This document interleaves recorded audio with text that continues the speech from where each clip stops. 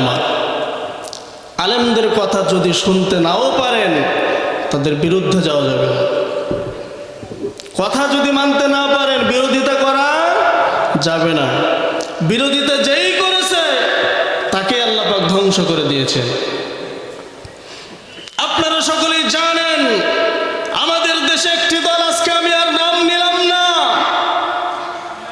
নাম নেওয়ার দরকার নাই, তাদের মূল টার্গেট ছিল আলেমদের কথা বন্ধ করতে হবে, কোরআনের মাহফিল বন্ধ করতে হবে, কোরআনের আলোচনা বন্ধ করতে হবে।